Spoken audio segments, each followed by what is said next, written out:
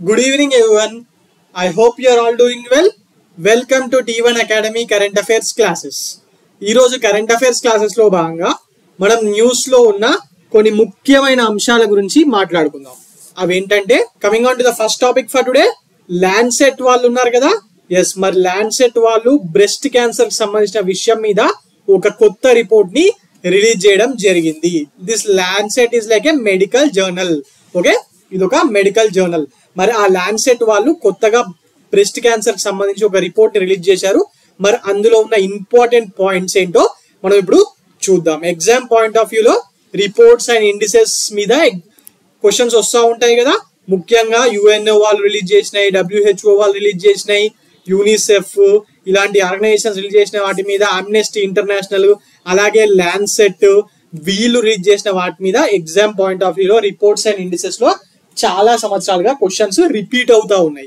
అందుకే నేను ఇక్కడ దీన్ని పెట్టడం జరిగింది. ఓకే, సో ఈ రిపోర్ట్ ప్రకారం వీళ్ళు ఏం చెప్తున్నారంటే breast cancer to cause A million death by 2040, అంటే రొమ్ము క్యాన్సర్ కారణంగా 2040 దట్ ఈస్ 2040 నాటికి ఎవ్రీ ఇయర్ 10 లక్షల డెత్స్ ఆర్ మరణాలు సంభవించే ప్రమాదం ఉంది అని చెప్పి న్యూ ల్యాన్సెట్ కమిషన్ వెల్లడించడం జరిగింది. ఓకే, మరి ఇందులో 2020 నాటికి గత 5 ఏళ్లలో 2020 నాటికి గత 5 ఏళ్లలో అంటే 2015 నుంచి 2020 మధ్యలో దాదాపు 78 lakh మెంబర్స్ ఈ బ్రెస్ట్ క్యాన్సర్ బారిన పడ్డారంట. మరి అందులో 6.85 lakhs మెంబర్స్ మరణించడం జరిగింది అని చెప్పి ఇదే రిపోర్ట్ లో వీళ్ళు ఇవ్వడం జరిగింది.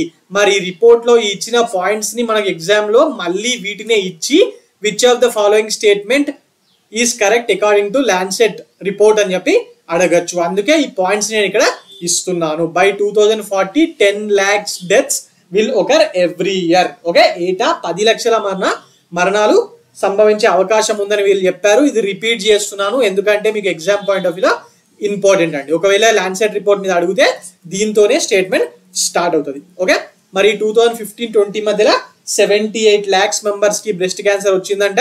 మరి 6.85 lakhs అందులో చనిపోవడం జరిగింది అని చెప్పి చెప్పడం జరిగింది. Okay, right. మరి 2020లో ఆన్ యావరేజ్ 23 lakhs గా ఉన్న ఈ బ్రెస్ట్ క్యాన్సర్ కేసులు అనేటివి 2040 వచ్చేసరికి 30 lakhs కి పెరుగుతాయి. మినిమం ఆఫ్ 30 lakhs కన్నా ఎక్కువగా పెరుగుతాయని చెప్పి ఈ రిపోర్ట్ లో చెప్పడం జరిగింది.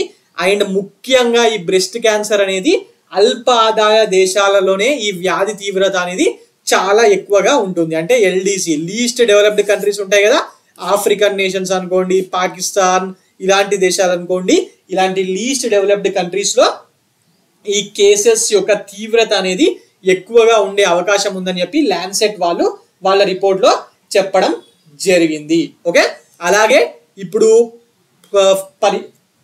ఇందులో ఇంకో పాయింట్ ఏం చెప్పారంటే 2040 నాటికి బ్రెస్ట్ క్యాన్సర్ తో మరణించే వారి సంఖ్య ఎవ్రీ ఇయర్ 10 lakhs వరకు ఉంటుంది. ఎవ్రీ ఇయర్ 10 lakhs వరకు ఉంటుంది అని చెప్పి ఈ రిపోర్ట్ లో వాళ్ళు తెలియజేయడం జరిగింది. Okay, every year. So what are the important points to remember in this ఏంటంటే 2040 నాటికి ఏటా 10 లక్షల మరణాలు సంభవించే అవకాశం ఉంది అని చెప్పి ఈ రిపోర్ట్ లో ల్యాన్సెట్ వాళ్ళు చెప్పడం జరిగింది. ఈ పాయింట్ ఇంపార్టెంట్. మరి రీసెంట్ గా బ్రెస్ట్ క్యాన్సర్ కి సంబంధించిన విషయం మీద ఏ ఆర్గనైజేషన్ రిపోర్ట్ ఇచ్చింది అని కూడా అడగచ్చు. అప్పుడు ల్యాన్సెట్, అది కూడా ఇంపార్టెంట్. అలాగే 2020 నాటికి లాస్ట్ 5 years లో ఎంతమందికి వచ్చింది, ఎంతమంది చనిపోయారు, ఈ పాయింట్ కూడా ఇంపార్టెంట్. ఓకే, ఈ 4 పాయింట్లు ల్యాన్సెట్ సంబంధించిన విషయాలకు సంబంధించి ఇంపార్టెంట్. ఓకే, ముఖ్యంగా ఈ పాయింట్ వెరీ వెరీ ఇంపార్టెంట్ అండి. ఒకవేళ ఎగ్జామ్ లో అడిగితే దీంతోనే స్టార్ట్ అవుతుంది. Right, now coming on to the next question for today. Miss AI, మనము Miss India, Miss World, Miss Universe, Miss Earth ఇలా ఆల్రెడీ చాలా చదువుకుంటాం, పేపర్లో చూసుంటాం కదా. మరి ఇప్పుడు కొత్తగా ప్రపంచంలో మిస్ ఏఐ అంటే మిస్ ఆర్టిఫిషియల్ ఇంటెలిజెన్స్ ద్వారా సృష్టించిన ఈ ఆడవాళ్ళు ఉంటారు కదా, అంటే ఆడ రోబోట్స్ అనుకోండి. రైట్, ఇక్కడ కనిపిస్తున్నాయి కదా. ఎస్, మరి తాజాగా ఈ కృత్రిమ మీద ఆర్టిఫిషియల్ ఇంటెలిజెన్స్ సృష్టించిన భామల మధ్యలో అందాల పోటీలు నిర్వహించనున్నామని చెప్పి World AI Creators Award, World AI Creators Awards వెల్లడించడం జరిగింది. మిస్ ఏఐ కాంపిటీషన్ జరగబోతున్నాయంట. మరి దాన్ని నిర్వహిస్తుంది ఎవరంటే World AI Creators Awards, World AI Creators Awards వీళ్ళు నిర్వహించబోతున్నారు. ఓకే, మరి ఎట్లయితే ఈ మిస్ యూనివర్స్, మిస్ ఎర్త్ అన్నిట్లో గెలిచిన వాళ్ళకు ప్రైజ్ మనీ ఉంటుంది కదా. ఎస్, అట్లనే మిస్ ఏఐ పోటీలో నెగ్గిన విజేతకు కూడా $20,000 ప్రైజ్ మనీగా ఇవ్వబోతున్నారు. మరి ఎవరికి ఇస్తారు? ఈ ఆర్టిఫిషియల్ ఇంటెలిజెన్స్ ద్వారా తయారైన ఏఐ మోడల్కి ఇస్తారా? కాదు కదా. మరి ఎవరికి ఇస్తారంటే ఆర్గనైజేషన్కే ఇస్తారనుకోండి. బట్ క్రైటీరియా ఇంపార్టెంట్ కదా.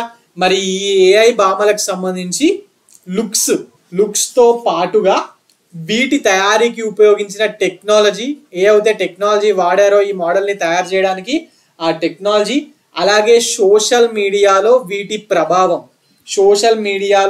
ప్రభావం ఇలాంటి అన్నిటినీ కూడా క్రైటీరియా కింద తీసుకొని విజేతల ఎంపికలో వాటిని పరిగణలోకి తీసుకోబోతున్నారు. ఏఐ మోడల్ యొక్క లుక్స్, మరి వీటి తయారీకి ఉపయోగించిన టెక్నాలజీ, అలాగే సోషల్ మీడియాలో వీటి ఇన్ఫ్లుయెన్స్, ఈ మూడుని క్రైటీరియా కింద తీసుకోబోతున్నారు. మరి ఇందులో ఎవరెవరు పోటీ పడుతున్నారంటే మిస్ ఏఐ పోటీలో మోడల్స్ మరియు ఈ ఇన్ఫ్లుయెన్సర్స్ ఉంటారు కదా. ఎస్, ఈ ఇన్ఫ్లుయెన్సర్స్ అనే వాళ్ళు పోటీ పడబోతున్నారు. అండ్ మరి ఇంతకు ముందు జరిగిందా మిస్ ఏఐ కాంపిటీషన్? లేదు. ఎందుకంటే మనం ఎప్పుడన్నా ఎక్కడ నిన్నామా మిస్ ఏఐ కాంపిటీషన్ అని? లేదు కదా. Yes, this is the first time. ఇది మొట్టమొదటిసారిగా జరగబోతుంది. మరి మొట్టమొదటిసారిగా జరగబోతుంది ఫస్ట్ ఎడిషన్. Okay, right. ఇందులో ఇంపార్టెంట్ ఏంటంటే మిస్ ఏఐ కాంపిటీషన్ జరుగుతుంది ఫస్ట్ ఎడిషన్. మరి దీన్ని వరల్డ్ ఏఐ క్రియేటర్ అవార్డ్స్ వాళ్ళు నిర్వహించబోతున్నారు అని చెప్పి తెలుసుకోవాలి. అలాగే దీని prize money $20,000. Okay, right. Now coming on to the next topic for today. Yes, మళ్ళీ రిపోర్ట్స్ అండ్ ఇండిసెస్ అండి. ఎన్విరాన్మెంట్ కి సంబంధించి ఎగ్జామ్ లో క్వశ్చన్స్ వచ్చినప్పుడు ముఖ్యంగా రిపోర్ట్స్ మీదనే అడుగుతాడు కదా. ఎస్, మరి ఇప్పుడు కొత్తగా గ్లోబల్ ఫారెస్ట్ వాచ్ వాళ్ళు వాళ్ళు చేసిన ఒక మానిటరింగ్ ప్రాజెక్ట్ నుంచి ఒక రిపోర్ట్ ని రిలీజ్ చేశారు గ్లోబల్ ఫారెస్ట్ వాచ్ వాళ్ళు. మరి దాంట్లో అసలు ఏం పాయింట్స్ మెన్షన్ చేశారు ఎన్విరాన్మెంట్ సంబంధించి, ట్రీ కవర్ కి సంబంధించిన విషయాల మీద అనేది మనం ఇప్పుడు తెలుసుకుందాం. According to this global forest watch monitoring project data report, since 2000 India has lost 2.33 million hectares of tree cover. అంటే ఈ వీళ్ళ రిపోర్ట్ ప్రకారం 2000 సంవత్సరం నుంచి ఇప్పటి వరకు భారతదేశం 2.33 మిలియన్, 1 మిలియన్ అంటే 10 lakh కదా. ఎస్, మరి 23.3 lakh hectares of tree cover ని కోల్పోయింది అని చెప్పి వీళ్ళు చెప్పడం జరిగింది. ఈ పాయింట్ ఇంపార్టెంట్. ఇక్కడ కూడా మెన్షన్ చేసింది ఉంది కదా ఈ ఫోటోలో. ఎస్, ఐ విల్ వైట్ అక్కడ పని చేయదండి, అందుకే రెడ్ పెడుతున్నాను. Yes, India has lost 2.33 million hectares of tree cover since 2000. ఈ పాయింట్ ఇంపార్టెంట్ అండి. ఈ పాయింట్ వెరీ వెరీ ఇంపార్టెంట్. మరి ఈ రిపోర్ట్ ఎవరు ఇచ్చారు? గ్లోబల్ ఫారెస్ట్ వాచ్ వాళ్ళు. మరి ఇందులో ఇంకా కొన్ని కీ ఫైండింగ్స్ ఉన్నాయి, వాటి గురించి కూడా మనం ఇప్పుడు చెప్పుకుందాం. ఓకే, మాట్లాడుకుందాం. రైట్. ఇందులో ఇంకొక పాయింట్ ఏం చెప్పారంటే ఈ డేటాలో నుంచి as per this data 23.3 lakh hectares of tree cover loss అయింది కదా ఇండియా. మరి అందులో 4.14 lakh hectares ముఖ్యంగా ఇది ప్రైమరీ ఫారెస్ట్ అంట. ముఖ్యంగా ఇవి హ్యూమిడ్ ప్రైమరీ ఫారెస్ట్. ఆ 23.3 lakh లో 4.14 lakh hectares హ్యూమిడ్ ప్రైమరీ ఫారెస్టే లాస్ కావడం జరిగింది. మరి ఇందులోనూ ముఖ్యంగా నార్త్ ఈస్టర్న్ స్టేట్స్ లో ఈ ఫారెస్ట్ లాస్ అనేది చాలా చాలా ఎక్కువగా జరిగింది. In the entire country north eastern part of India has lost the tree cover mostly in the period of 2000 to 2023. Why? ఎందుకంటే ఈ 2000 నుంచే నార్త్ ఈస్ట్ లో డెవలప్మెంటల్ యాక్టివిటీస్ అనేవి చాలా ఎక్కువగా జరగడం జరిగింది. మరి అప్పటి వరకు కొండ కోణల్లో చెట్లతో నిండి ఉన్న నార్త్ ఈస్టర్న్ స్టేట్స్ ని డెవలప్మెంట్ యాక్టివిటీస్ కోసము ఈ ట్రీని కట్ చేయడము, కొండల్ని తొలగించడము సున్నితమైన జోనే తెలుసు, బట్ స్టిల్ అక్కడ ఇవన్నీ తీసేయడము జరిగింది. అందువల్లనే నార్త్ ఈస్టర్న్ స్టేట్ లో ఈ ట్రీ కవర్ లాస్ అనేది చాలా ఎక్కువగా ఉంది. ముఖ్యంగా అస్సాంలో. Assam has lost 3.24 lakh hectares of tree cover. మొత్తం ఇండియాలో 23.3 lakh పోతే ఒక్క అస్సాంలోనే 3.24 lakh పోయింది. ఓకే, మరి అస్సాం కొంచెం పెద్ద స్టేట్ నార్త్ ఈస్ట్ లో, రైట్? అన్నిటికన్నా పెద్ద స్టేట్ ఇదే. ఇక చిన్న స్టేట్స్ ఉన్నాయి కదా, ఫర్ ఎగ్జాంపుల్ మిజోరంలో కూడా 3.12 lakh hectares 3.12 lakh hectares of land tree cover నాశనం అయింది. అలాగే అరుణాచల్ ప్రదేశ్ లో, నాగాలాండ్ లో, మణిపూర్ లో కూడా significant amount of tree cover loss అనేది ఉంది. ఈ 5 స్టేట్లు ఇంపార్టెంట్, ముఖ్యంగా అస్సాం పేరు ఇంపార్టెంట్. అస్సాం, మిజోరం, అరుణాచల్ ప్రదేశ్, నాగాలాండ్, మణిపూర్ ఈ 5 రాష్ట్రాల్లో చాలా ఎక్కువ ట్రీ లాస్ జరిగింది. Okay, right. మరి ఇప్పుడు ఇండియాలో as per this report most tree cover ఉన్న రాష్ట్రాలు ఏవి అంటే still first place Arunachal Pradesh. Arunachal Pradesh లో ఇంకా ట్రీ కవర్ అనేది బానే ఉందంట. It has the most tree cover with 6.11 million hectare 6.11 million hectare లో ట్రీ కవర్ ఉంది. 1 million 10 lakh, రైట్? అంటే 61.1 lakh hectares లో అరుణాచల్ ప్రదేశ్ లో ట్రీ కవర్ ఉంది అని చెప్పి వీళ్ళు చెప్పడం జరిగింది. ఓకే, మరి ఇంకా దాని తర్వాత అస్సాం, అరుణాచల్ ప్రదేశ్ తర్వాత అస్సాం, దాని తర్వాత ఛత్తీస్గఢ్. ముఖ్యంగా ఛత్తీస్గఢ్ లో ఈ నక్సల్స్ ఏరియా ఉంది కదా, బస్తర్, ఆ సుక్మా, బస్తర్ అడవులు దండకారణ్యం అని పిలుస్తూ ఉంటాం. ఎస్, ఆ ఏరియాలో. మరియు నార్థన్ పార్ట్ ట్రైబల్ బెల్ట్ ఉంటుంది ఛత్తీస్గఢ్ లో, ఆ మధ్యప్రదేశ్ కి బార్డర్ లో. అక్కడ కూడా చాలా ఎక్కువగా ఈ ఫారెస్ట్ అనేది, ట్రీ కవర్ అనేది ఎక్కువగా ఉంటుంది. మరి అందువల్ల ఛత్తీస్గఢ్ లో ఉండడం జరిగింది. అలాగే కేరళలో వెస్టర్న్ ఘాట్స్ ఏరియా ఉంది కదా, ఎస్. మరి వైనాడ్ ఫారెస్ట్ ఏరియా మనం వింటూ ఉంటాం. ఎస్, అక్కడ కూడా ట్రీ కవర్ బాగా ఉంది. మరి దాని తర్వాత ఒడిస్సాలో ఈ 5 స్టేట్స్ లో ట్రీ కవర్ ఎక్కువగా ఉన్నట్టు ఈ గ్లోబల్ ఫారెస్ట్ వాచ్ వాళ్ళు ఒక రిపోర్ట్ ని రిలీజ్ చేశారండి. ఓకే, ఇది గ్లోబల్ ఫారెస్ట్ వాచ్ వాళ్ళు ఒక రిపోర్ట్ ని రిలీజ్ చేయడం జరిగింది. మరి అందులో ఈ 5 స్టేట్స్ లో ఎక్కువగా ఉన్నట్టు వాళ్ళు చెప్పడం జరిగింది. ఓకే, మరి అసలు ఈ గ్లోబల్ ఫారెస్ట్ వాచ్ అనేది ఎవరిది అది కూడా మనకు తెలియాలి కదా. అంటే ఆ రిపోర్ట్ గురించి మాట్లాడుకున్నప్పుడు బేసిక్ డీటెయిల్స్ దానికి సంబంధించి తెలియాలి కదా. Basically this global forest watch is an initiative of world resources institute వాళ్ళ ఇనిషియేటివ్ ఇది. మరి దీన్ని గ్లోబల్ ఫారెస్ట్ వాచ్ ని 2014 లో లాంచ్ చేయడం జరిగింది వరల్డ్ రిసోర్స్ ఇన్స్టిట్యూట్ వాళ్ళు, in cooperation or in partnership with Google and USAID, that is United States Agency for International Development. United States USA వాళ్ళ ఇంటర్నేషనల్ డెవలప్మెంట్ సంబంధించిన ఏజెన్సీ. మరి గూగుల్ USAID తో కలిపి ఈ వరల్డ్ రిసోర్సెస్ ఇనిషియేటివ్ వాళ్ళు దీన్ని తీసుకురావడం జరిగింది, ఈ గ్లోబల్ ఫారెస్ట్ వాచ్ ని. ఓకే, దిస్ రిపోర్ట్ ఎన్విరాన్మెంట్ లో భాగంగా వెరీ వెరీ ఇంపార్టెంట్ అండి. గ్రూప్ 1 మెయిన్స్ లో ఎన్విరాన్మెంట్ టాపిక్ ఉంది కదా, ఎస్. మరి దాని మీద ఇది క్వశ్చన్ వస్తుంది. అలాగే గ్రూప్ 1 ప్రిలిమ్స్ లో, అలాగే గ్రూప్ 1 మెయిన్స్ లో ఎన్విరాన్మెంట్ లో మీరు ఆన్సర్ రాసేటప్పుడు ఈ గ్లోబల్ ఫారెస్ట్ వాచ్ రిపోర్ట్ యొక్క ఫైండింగ్స్ ని మీరు అక్కడ ఇవ్వచ్చు. అక్కడ మెయిన్స్ లో మీరు ఒక మెన్షన్ చేయొచ్చు. Okay, right. ఫైండింగ్స్ ని దాన్ని ఎవరు ఈ Google USAID world Resource Institute వాళ్ళు తీసుకొచ్చిర్రు అని చెప్పాల్సిన అవసరం లేదు. బట్ వాళ్ళ ఫైండింగ్స్ ఉన్నాయి కదా, India has last 2.33 million hectares of tree cover since 2000 అని. ఎస్, ఇలాంటి పాయింట్స్ మీరు మెయిన్స్ లో మెన్షన్ చేస్తే మార్కులు మంచిగా పడతాయి. Okay, right. Now coming on to the next topic for today, that is IMF international monetary fund ఉంది కదా.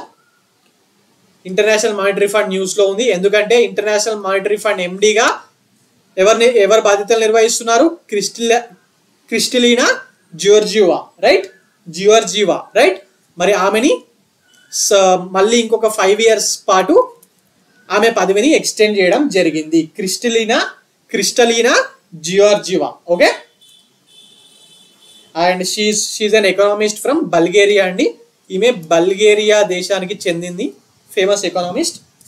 మరి she has been appointed once again as the IMF managing director.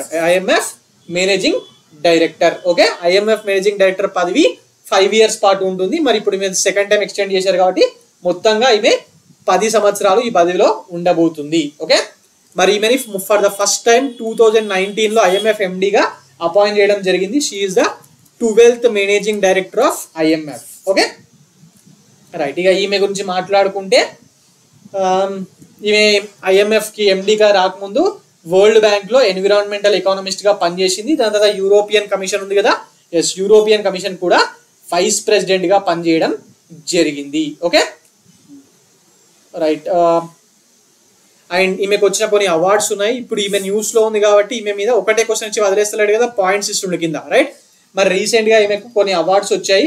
ఆ అవార్డ్స్ కూడా మనం మాట్లాడుకుందాం. రీసెంట్ అంటే లాస్ట్ ఇయర్ అని కాదు, 2020లో she received the Atlantic Council's distinguished international leadership award.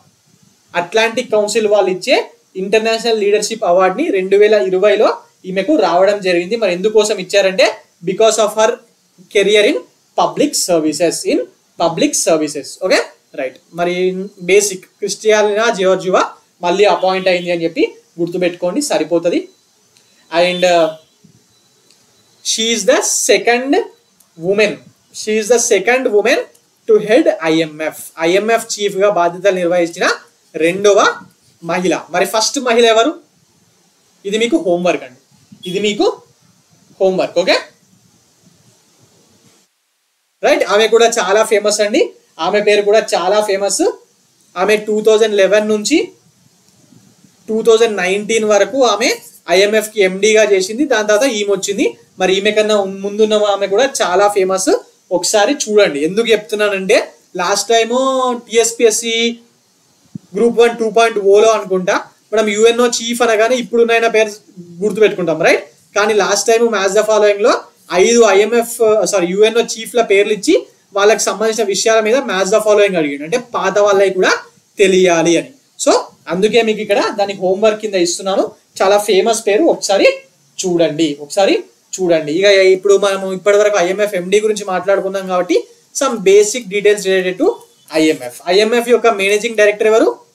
ఇప్పుడు ఈమె క్రిస్టియానా జార్జివా. మరి దీని హెడ్ క్వార్టర్ ఎక్కడ ఉంది?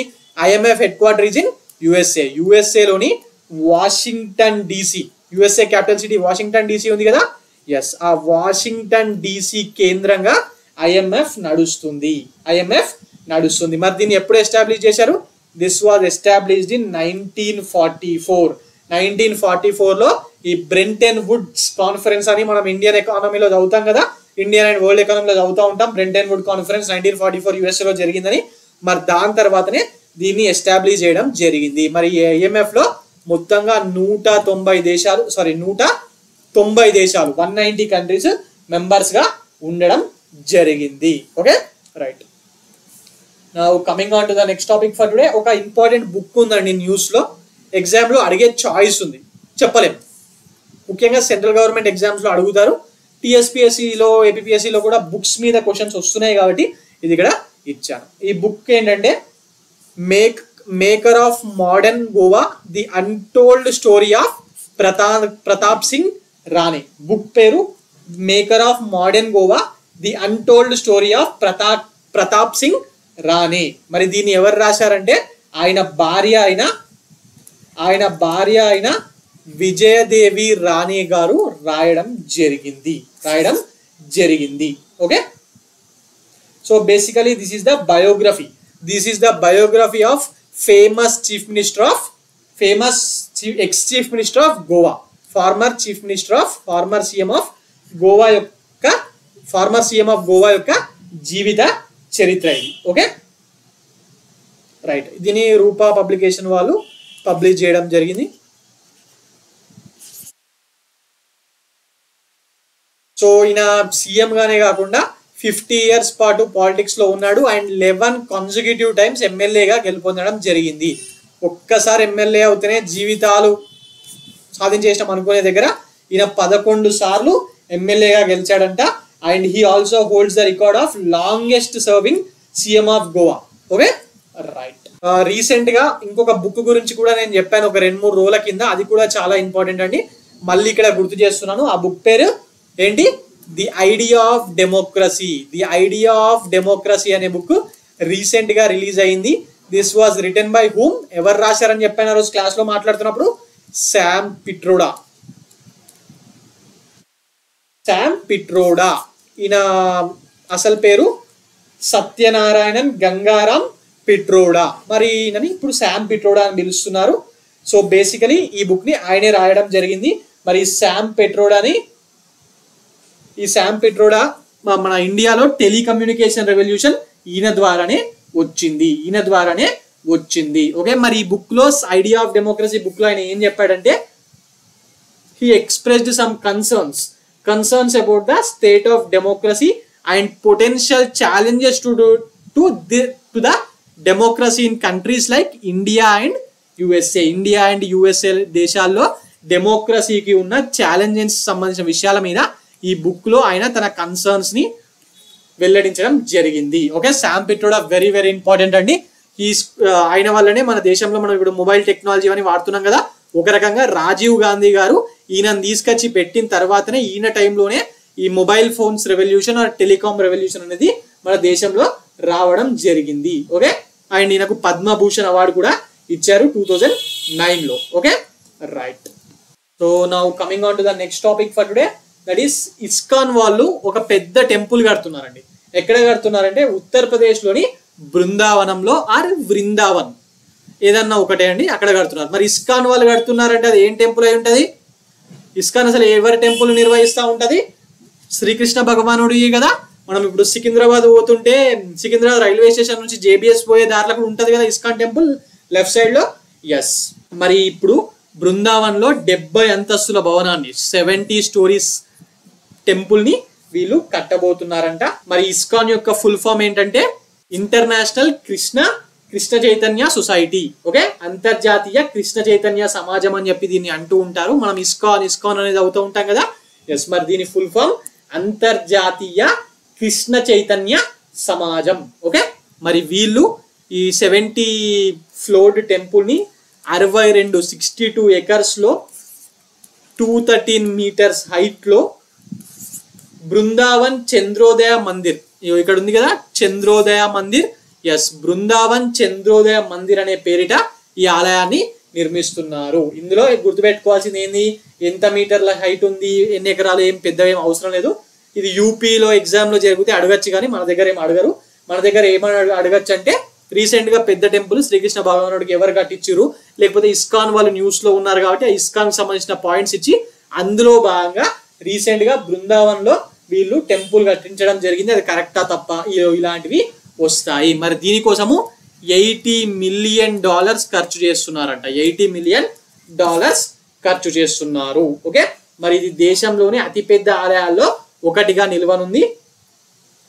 మరి ఈ ఆలయం చుట్టూ కూడా ఇక్కడ చెట్లు కనిపిస్తున్నాయి కదా, ఈ ఆలయం చుట్టూ ఇది కట్టలేదండి, కట్టబోతున్నారు. ఒక ఫిగర్ రిలీజ్ అయింది అంతే. మరి ఈ ఆలయం చుట్టూ 30 ఎకర్స్ లో ఫారెస్ట్ ని కూడా పెంచబోతున్నారంట. Okay, right. 2026 నాటికి ఈ ఆలయం అనేది కంప్లీట్ అవుతుంది. Okay, right. జస్ట్ ఇస్కాన్ వాళ్ళు కడుతున్నారు ఇట్లా ఒక పెద్ద టెంపుల్ యూపీలోని బృందావన్ లో. మరి ఇస్కాన్ వాళ్ళు కడతారంటే ఎవరికి కడతారు? శ్రీకృష్ణ భగవానుడికే కదా. ఎస్, మరి అది గుర్తుపెట్టుకుంటే సరిపోతుంది. ఎస్, శ్రీకృష్ణ భగవానుడు అంటే గుర్తుకొచ్చింది. ఈరోజు శ్రీరామనవమి గారండి. శ్రీరామనవమి శుభాకాంక్షలు. హ్యాపీ శ్రీరామనవమి. జై శ్రీరామ్. సో ఇదండి ఈరోజు current affairs. For more current affairs like this please visit T1 Academy and also please subscribe T1 Academy. Thank you.